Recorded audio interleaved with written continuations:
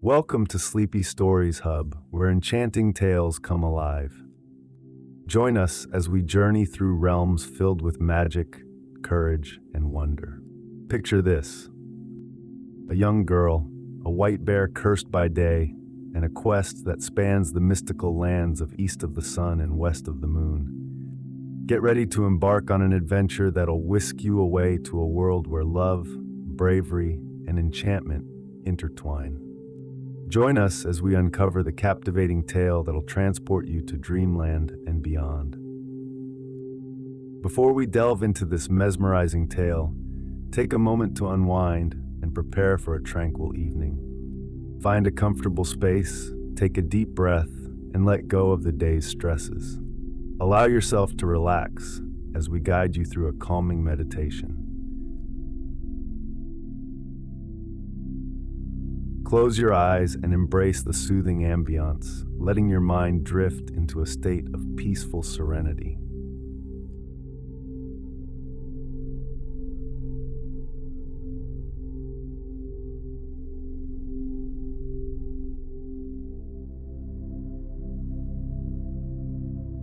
Now, as we transition from the busy world to a world of magic and adventure, get ready to be immersed in a story that not only captivates, but also lulls you into a restful slumber.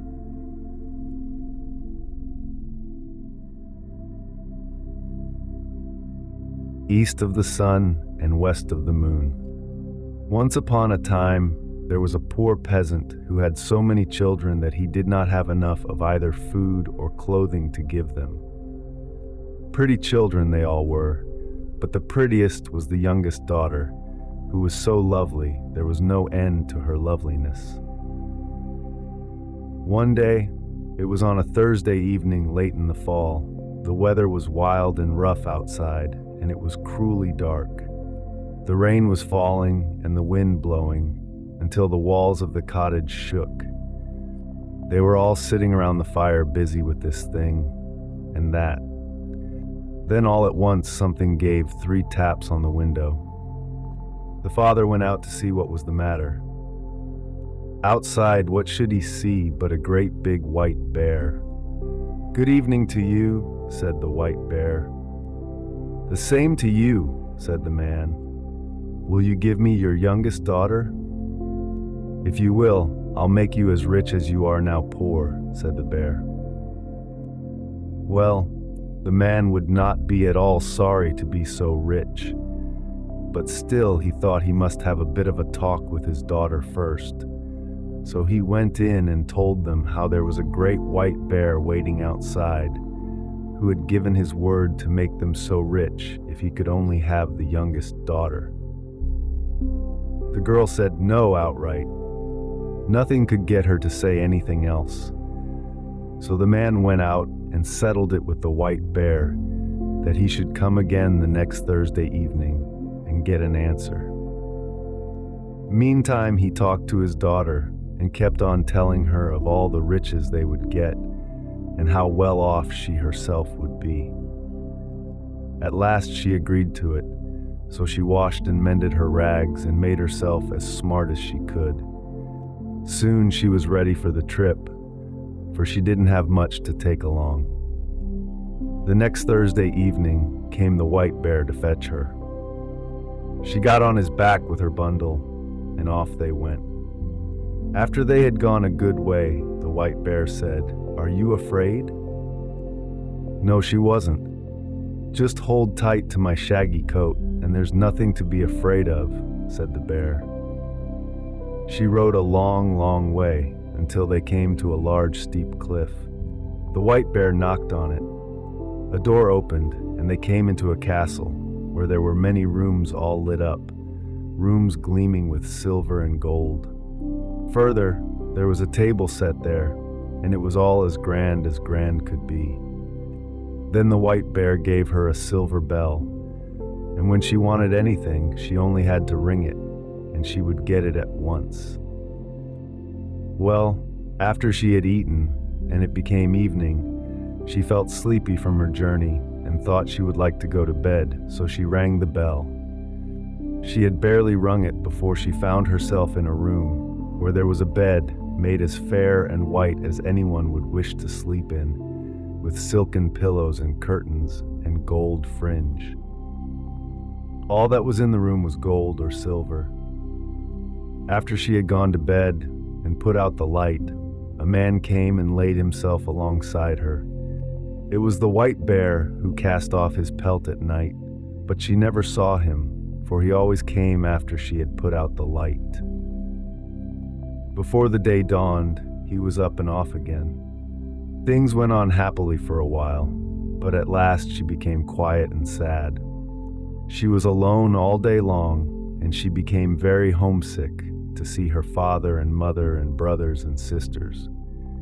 So one day when the white bear asked what was wrong with her, she said it was so lonely there, and how she longed to go home to see her father and mother and brothers and sisters, and that was why she was so sad, because she couldn't get to them.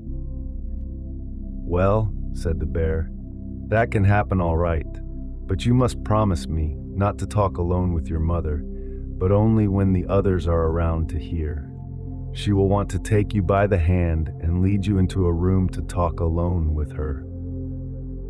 But you must not do that, or else you'll bring bad luck on both of us." So one Sunday, the white bear came and said they could now set off to see her father and mother. Off they went, she sitting on his back, and they went far and long. At last they came to a grand house. Her brothers and sisters were outside running about and playing. Everything was so pretty, it was a joy to see. "This is where your father and mother live now," said the white bear. "Now don't forget what I told you, else you will make us both unhappy." No, heaven forbid she'd not forget. When they reached the house, the white bear turned around and left her. She went in to see her father and mother, and there was such joy that there was no end to it. None of them could thank her enough for all she had done for them. They now had everything they could wish for, as good could be. Then they wanted to know how she was. Well, she said it was very good to live where she did. She had all she wished. I don't know what else she said, but I don't think she told any of them the whole story. That afternoon, after they had eaten dinner, everything happened as the white bear had said it would. Her mother wanted to talk with her alone in her bedroom, but she remembered what the white bear had said and wouldn't go with her. "What we have to talk about, we can talk about any time," she said, and put her mother off. But somehow or other, her mother got to her at last, and she had to tell her the whole story.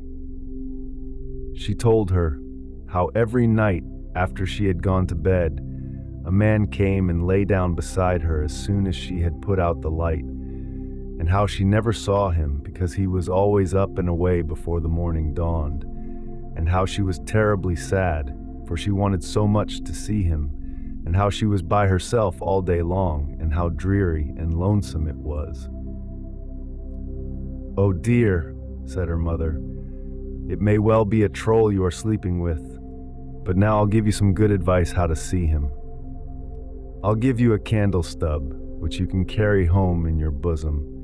Just light it while he is asleep, but be careful not to drop any tallow on him." Yes, she took the candle and hid it in her bosom, and that evening the white bear came and took her away. But when they had gone a piece, the white bear asked if all hadn't happened as he had said. She couldn't deny that it had. "Take care," said he. "If you have listened to your mother's advice, you will bring bad luck on us both, and it will be finished with the two of us." No, by no means. So when she reached home and had gone to bed, it was the same as before. A man came and lay down beside her, but in the middle of the night, when she heard that he was fast asleep, she got up and lit the candle. She let the light shine on him and saw that he was the most handsome prince one ever set eyes on. She fell so deeply in love with him that she thought she couldn't live if she didn't give him a kiss at once. And so she did, but as she kissed him, she let 3 drops of hot tallow drip onto his shirt, and he woke up. "What have you done?" he cried. "Now you have made us both unlucky, for had you held out only this 1 year, I would have been free. I have a stepmother who has bewitched me, so that I am a white bear by day and a man by night. But now all ties are broken between us. Now I must leave you for her. She lives in a castle east of the sun and west of the moon, and there, too, is a princess, one with a nose 3 yards long, and now I will have to marry her." She cried and grieved, but there was no help for it. He had to go. Then she asked if she could go with him. No, she could not. "Tell me the way then," she said, "so I can look for you. Surely I may do that." Yes, she could do that, but there was no way leading to the place. It lay east of the sun and west of the moon, and she'd never find her way there. The next morning, when she woke up, both the prince and the castle were gone, and she was lying on a little green patch in the midst of the thick, dark forest, and by her side lay the same bundle of rags she had brought with her from her old home. When she had rubbed the sleep out of her eyes and cried until she was tired, she set out on her way and walked many, many days until she came to a high cliff. An old woman sat under it and played with a golden apple which she tossed about. The girl asked her if she knew the way to the prince, who lived with his stepmother in the castle east of the sun and west of the moon, and who was to marry the princess with a nose 3 yards long. "How did you come to know about him?" asked the old woman. "Maybe you are the girl who should have had him." Yes, she was. So it's you, is it?" said the old woman. "Well, all I know about him is that he lives in the castle east of the sun and west of the moon, and that you'll get there too late or never. But still you may borrow my horse, and you can ride him to my next neighbor. Maybe she'll be able to tell you, and when you get there, just give the horse a switch under the left ear and beg him to be off home. And you can take this golden apple along with you." So she got on the horse and rode a long, long time until she came to another cliff, under which sat another old woman with a golden carding comb. The girl asked her if she knew the way to the castle that lay east of the sun and west of the moon, and she answered, like the first old woman, that she knew nothing about it, except that it was east of the sun and west of the moon. "And you'll get there too late or never, but you can borrow my horse to my next neighbor. Maybe she'll tell you all about it, and when you get there, just switch the horse under the left ear and beg him to be off for home." This old woman gave her the golden carding comb. She might find some use for it, she said. So the girl got up on the horse and again rode a long, long way. At last she came to another great cliff, under which sat another old woman, spinning with a golden spinning wheel. She asked her as well if she knew the way to the prince and where the castle was that lay east of the sun and west of the moon. But it was the same thing over again. "Perhaps you are the one who should have had the prince," said the old woman. Yes, that she was, but she didn't know the way any better than the other two. She knew it was east of the sun and west of the moon, but that was all. "And you'll get there too late or never, but I'll lend you my horse, and then I think you'd best ride to the east wind and ask him. Maybe he knows his way around those parts and can blow you there. When you get to him, just give the horse a switch under the left ear, and he'll trot home by himself." She too gave her her golden spinning wheel. "Maybe you'll find a use for it," said the old woman. She rode many weary days before she got to the east wind's house, but at last she did reach it, and she asked the east wind if he could tell her the way to the prince who lived east of the sun and west of the moon. Yes, the east wind had often heard tell of it, the prince and the castle, but he didn't know the way there, for he had never blown so far. But if you want, I'll go with you to my brother the west wind. Maybe he knows, for he's much stronger. If you will just get on my back, I'll carry you there. Yes, she got on his back, and off they went in a rush. When they arrived at the west wind's house, the east wind said the girl he had brought was the one who was supposed to have had the prince who lived in the castle east of the sun and west of the moon. She had set out to find him, and he had brought her here, and would be glad to know if the west wind knew how to get to the castle. "No," said the west wind, "I've never blown so far, but if you want, I'll go with you to our brother the south wind, for he's much stronger than either of us, and he has flown far and wide. Maybe he'll tell you. Get on my back, and I'll carry you to him." Yes, she got on his back, and so they traveled to the south wind, and I think it didn't take long at all. When they got there, the west wind asked him if he could tell her the way to the castle that lay east of the sun and west of the moon, for she was the one who was supposed to have had the prince who lived there. "Is that so?" said the south wind. "Is she the one? Well, I have visited a lot of places in my time, but I have not yet blown there. If you want, I'll take you to my brother the north wind. He is the oldest and strongest of us all, and if he doesn't know where it is, you'll never find anyone in the world to tell you. Get on my back, and I'll carry you there." Yes, she got on his back, and away he left his house at a good clip. They were not long underway. When they reached the north wind's house, he was so wild and cross that he blew cold gusts at them from a long way off. "Blast you both! What do you want?" he roared at them from afar, so that it struck them with an icy shiver. "Well," said the south wind, "you don't need to bluster so, for here I am, your brother, the south wind, and here is the girl who was supposed to have had the prince who lives in the castle that lies east of the sun and west of the moon. And now she wants to ask you if you ever were there and can show her the way, for she wants so much to find him again." "Yes, I know where it is," said the north wind.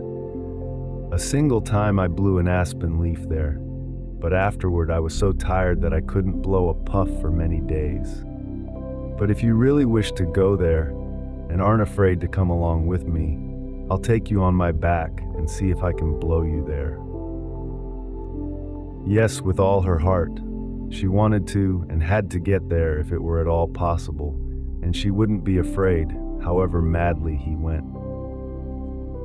"Very well then," said the north wind, "but you must sleep here tonight, for we must have the whole day before us if we're to get there at all."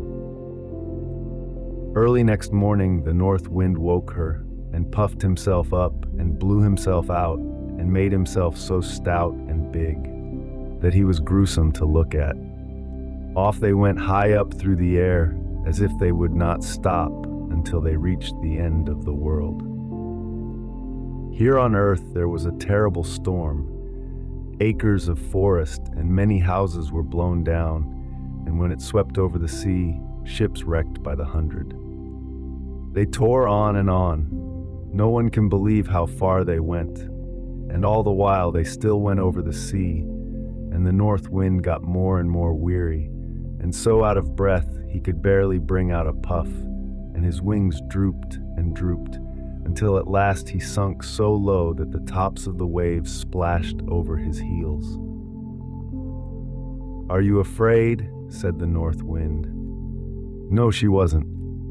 They weren't very far from land by now, and the north wind had enough strength left that he managed to throw her up on the shore under the windows of the castle which lay east of the sun and west of the moon. But then he was so weak and worn out that he had to stay there and rest many days before he could go home again. The next morning, the girl sat down under the castle window and began to play with the golden apple. The first person she saw was the long-nosed princess who was to have the prince. "What do you want for your golden apple, you girl?" said the long-nosed one as she opened the window. "It's not for sale for gold or money," said the girl. "If it's not for sale for gold or money, what is it that you will sell it for?" "You may name your own price," said the princess. "Well, you can have it if I may get to the prince who lives here and be with him tonight," said the girl whom the north wind had brought. Yes, that could be done. So the princess took the golden apple. But when the girl came up to the prince's bedroom that night, he was fast asleep. She called him and shook him and cried and grieved, but she could not wake him up. The next morning, as soon as day broke, the princess with the long nose came and drove her out. That day she sat down under the castle windows and began to card with her golden carding comb, and the same thing happened. The princess asked what she wanted for it. She said it wasn't for sale for gold or money, but if she could have permission to go to the prince and be with him that night, the princess could have it. But when she went to his room, she found him fast asleep again, and however much she called and shook and cried and prayed, she couldn't get life into him.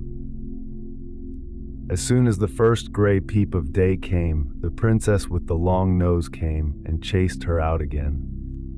That day, the girl sat down outside under the castle window and began to spin with her golden spinning wheel, and the princess with the long nose wanted to have it as well. She opened the window and asked what she wanted for it.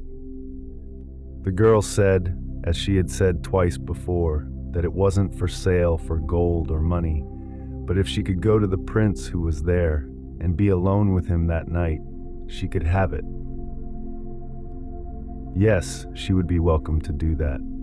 But now you must know that there were some Christians who had been taken there, and while they were sitting in their room, which was next to the prince's, they had heard how a woman had been in there, crying, praying, and calling to him for 2 nights in a row, and they told this to the prince. That evening, when the princess came with a sleeping potion, the prince pretended to drink it, but threw it over his shoulder, for he could guess it was a sleeping potion. So when the girl came in, she found the prince wide awake, and then she told him the whole story of how she had come there. "Ah," said the prince, "you've come in the very nick of time, for tomorrow is to be our wedding day.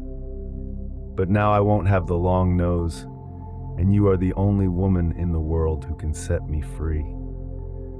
I'll say that I want to see what my wife is fit for, and beg her to wash the shirt which has the 3 spots of tallow on it. She'll agree, for she doesn't know that you are the one who put them there. Only Christians, and not such a pack of trolls, can wash them out again. I'll say that I will marry only the woman who can wash them out, and ask you to try it." So there was great joy and love between them all the night. But next day, when the wedding was planned, the prince said, "First of all, I'd like to see what my bride is fit for." "Yes," said the stepmother with all her heart. "Well," said the prince, "I've got a fine shirt which I'd like for my wedding shirt, but somehow or other it got 3 spots of tallow on it, which I must have washed out. I have sworn to marry only the woman who is able to do that. If she can't, then she's not worth having." Well, that was no big thing, they said, so they agreed, and the one with the long nose began to wash away as hard as she could, but the more she rubbed and scrubbed, the bigger the spots grew. "Ah!" said the old troll woman, her mother, "You can't wash, let me try." But she had hardly touched the shirt before it got far worse than before, and with all her rubbing and wringing and scrubbing, the spots grew bigger and blacker, and the shirt got ever darker and uglier. Then all the other trolls began to wash, but the longer it lasted, the blacker and uglier the shirt grew, until at last it was as black all over as if it'd been up the chimney. "Ah!" said the prince. "None of you is worth a straw. You can't wash. Why, there outside sits a beggar girl. I'll bet she knows how to wash better than the whole lot of you. Come in, girl," he shouted. She came in. "Can you wash this shirt clean, girl, he said. "I don't know," she said, "but I think I can." And almost before she had taken it and dipped it into the water, it was as white as driven snow and whiter still. "Yes, you are the girl for me," said the prince.